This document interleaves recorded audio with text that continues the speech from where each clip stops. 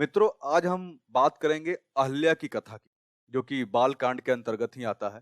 इससे पहले हमने जनकपुरी में आगमन की बात की थी, चर्चा की थी, वो भी बाल कांड के अंतर्गत ही आता है। अहल्या की कथा।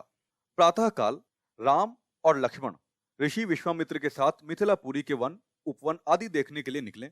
एक उपवन में उन्होंने एक निर्जन स्थान देखा। राम बोले, गुरुदेव, ये स्थान देखने में तो आश्रम जैसा दिखाई देता है, किंतु क्या कारण है कि यहाँ कोई ऋषि या मुनि दृष्टिगोचर नहीं हो रहे हैं?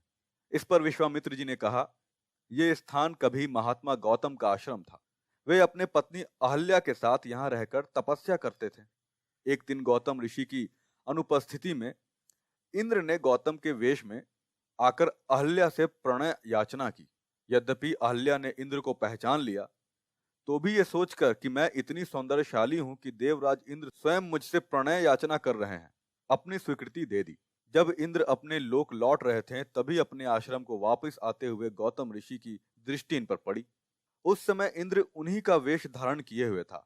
तत्काल वे सब कुछ समझ गए और उन्होंने इंद्र को शाप दे दिया। उसके बाद उन्होंने अपनी पत्नी को शाप दिया कि रे दुराचारणी, तू हजारों वर्ष तक केवल हवा पीकर कष्ट उठाती हुई ये राख में पड़ी रहे। जब तक राम इस वन में प्रवेश करेंगे, तभी उनकी कृपा से तेरा उद्धार होगा। तभी तू अपना पूर्ण शरीर धारण करके मेरे पास आ सकेगी। ये कहकर गौतम ऋषि ने इस आश्रम को छोड़कर हिमालय पर जाकर तपस्या करने चले गए। अतः हे राम, अब तुम आश्रम के अंदर जाकर अहल्या का उद्धार करो। विश्वामित्र जी की आज्ञा पाकर वे दोनों भाई आश्रम के भीतर प्रविष्ट हुए। वहां तपस्यारत अहल्या कहीं दिखाई नहीं दे रही थी, केवल उसका तेज संपूर्ण वातावरण में व्याप्त हो रहा था। जब अहल्या की दृष्टि राम पर पड़ी, तो उनके पवित्र दर्शन पाकर ही एक बार फिर सुंदर नारी के रूप में दिखाई देने। नारी रूप में अहल्या को सम्मुख पाकर राम और लक्ष्मण ने श्रद्धा पूर्वक उनके चरण स्पर्श किए।